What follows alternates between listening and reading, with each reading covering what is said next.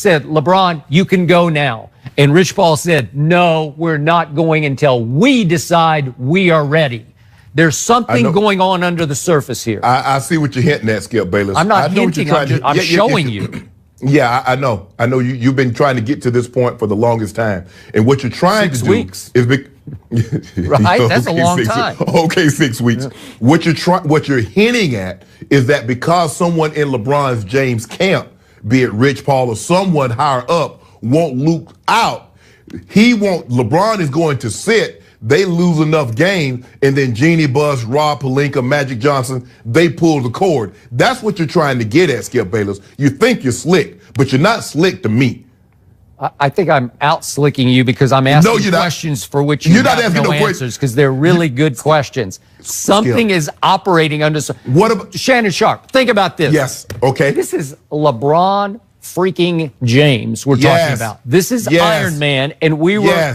Given a scenario 3 to 6 weeks, LeBron has always been best case. He's always been better than best case scenario. Correct. And now it looks like it could be worst case. It could be the end of 6 weeks, which would be Tuesday, unless he shocks the world and plays back at Golden State on Saturday night. We're not doing that. So get that thought out your head. See, Skip, why not? Because here's the thing. It's the expectations. And I think us, Skip, Shannon, and a lot of other people needed to temper expectations for the very reason that you mentioned, Skip. LeBron James has been Iron Man. There's been really no injury that's kept him down for a significant amount of time. When he first went back to Cleveland in 2014, the back injury, he took a 2-week sabbatical. He came back stronger, fresher than ever. So we've never seen LeBron miss 3 weeks, 4 weeks, 5 weeks. I believe he plays Tuesday, which will be exactly 6 weeks. So that was us. First of all, and when LeBron says he dodged a bullet, LeBron's not a doctor. He said he dodged a bullet. That doesn't mean he didn't get grazed, Skip. Maybe he didn't tear it off the bone. Maybe he's not going to miss 2 months or 3 months. But it was a significant enough injury that he's going to miss a significant amount of time. And I would rather LeBron James take as much time as he needs, comes back 100%, as opposed to coming back too soon. He injures that groin again, and now he's going to miss 2 months. Now he's going to miss 3 months, and the season is virtually over. Okay, to your scenario, then why even go on the road? We are approaching All-Star break. We're approaching a trade deadline that I believe is going to land Anthony Davis in Los Angeles. So why wouldn't LeBron, in his 16th NBA season at age 34, which in NBA dog years is the equivalent of like 64 for LeBron because he's played such high mileage minutes, why wouldn't he just take his sabbatical until Anthony joins him post All-Star break? I know it would cost him probably the All-Star game. He could maybe play a few minutes in the All-Star game. No. Go eat well. Okay, but think about this. Your scenario is he's going to come back Tuesday at Indiana.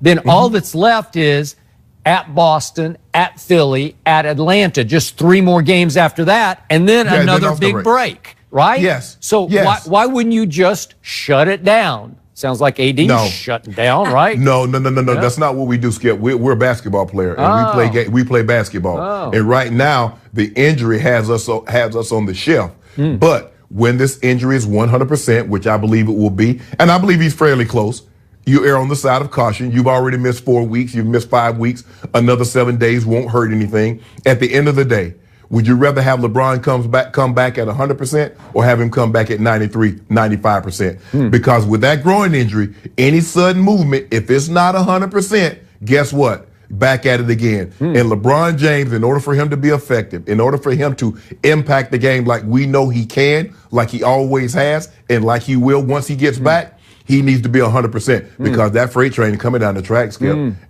Haven't you always told me that 93% of LeBron is better than 100% of any other human being?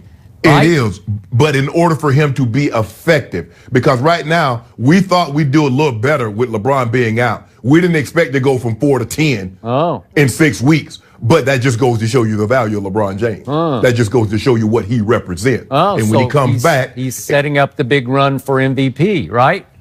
Call it the big payback. That's what James Brown called it. Really? Okay. Well, is that going to be the new theme on IG from here on? The big hashtag payback? The big payback? It's coming. I like that. You should suggest that. he's going to pay you back for all these little condescending, little snide comments that you had to I'm glad make. you brought that up. Oh, good. Because I did tweet fairly late Yeah, last you night did. because it didn't occur to me for a while. Because there was runaway hysteria on the internet last night that LeBron was actually saying the storm was Golden State on Saturday night. The calm. Whatever. That's what I thought. Okay. Whatever. See, Jenny, I she thought- yeah, leaped right to fell that right for it. conclusion because why would he post it now? Calm before the storm. The storm would be really cool if LeBron plays December 25th, hurts his groin, and then returns Saturday night at Golden State. That would be Iron Man. And what I did an all caps tweet last night. I dared LeBron James to come back against Golden State. Now that Golden State has revenge on its mind and DeMarcus Cousins in its starting lineup, and he looks like he's just blended right in, who knew? And LeBron on an still iffy groin, in iffy basketball shape, game shape, that would be Iron Man. I ended up the tweet by saying I would be hugely impressed by that. So I dare you, LeBron. I dare you, Shannon. You should convince him. This is the LeBron move. This is the best player on the planet move, is to go right back to the scene of the crime and say, I'm going to do it again to you. I don't care how hot what do they won, 11 straight games, Golden State? They are rolling. The ball is falling from three for all of them. All of a sudden, everything's clicking. And for now, the Kevin Durant versus Draymond is on the back burner.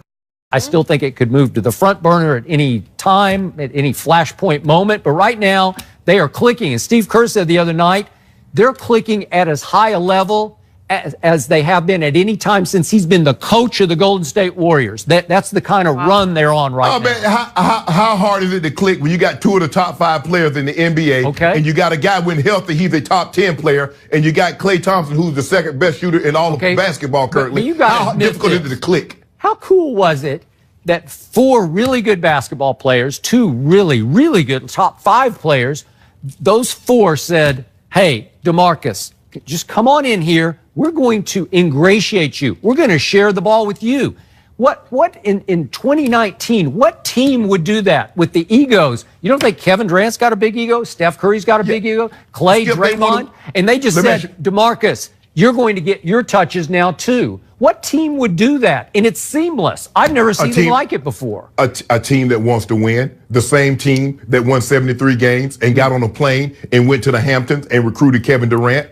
That same team that had a unanimous MVP on their roster was willing to play second fiddle to Kevin Durant. That same team, at the end of the day, I'm trying to win ball games. If there's a guy out there, I don't care who he is or how much money he makes, it's not coming out of my pockets. So if Boogie Cousins, who's coming off an Achilles injury, he wants to come here and show that he can blend in with us, help us win a title, and then go get a big payday to greener pastures, we're all for it. But don't pretend like all of a sudden this is something unforeseen, because we've seen great players. Why would they want Dennis Rodman, who's been a bad boy, who was doing all the but things? Dennis Rodman doesn't require any touches, 0 touches. All he does is rebound. No, but he required a lot of attention. He required yeah, exactly. I mean, it's virtually impossible to blend him into your locker room because he won't fit in any locker room, and he never really fit in the Bulls locker room. But somehow they made it work for 3 titles. They made it work. Yeah. Exactly. Okay. And that's the way. And that's the way that winning does that. Given where Golden State is right now versus where it was on December 25th, the all-time power move for the quote-unquote best player on the planet would be to show up Saturday night at Golden State and say, I'm back. Agree. The storm is back. The calm is over. The storm is here. And I'm going to shut you guys down. I'm going to put you back in your place on national TV the night before the Super Bowl. That's the ultimate LeBron James Memorial power move. Do it, LeBron. I dare you. How cool would that be?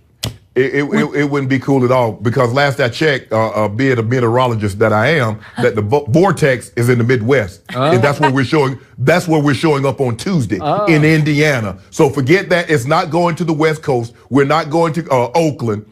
We're going to Indiana. We're going to play in Indiana. Indiana doesn't have Victor Oladipo anymore. Indiana's 0-3 since Victor Oladipo. Indiana has 3 road games ahead of that game at home against LeBron and company if he plays. So Indiana could be 0-6 minus Victor Oladipo if and when LeBron They're visits going to be on 0-7.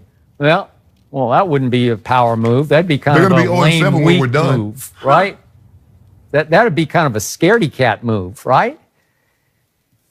You like to call him Hollywood James, right? Yeah, I think this ending, Saturday night, the return, Oh, beautiful. the hype, the story, it's a little more exciting if you ask me. I like your prediction. Let's see if he does it.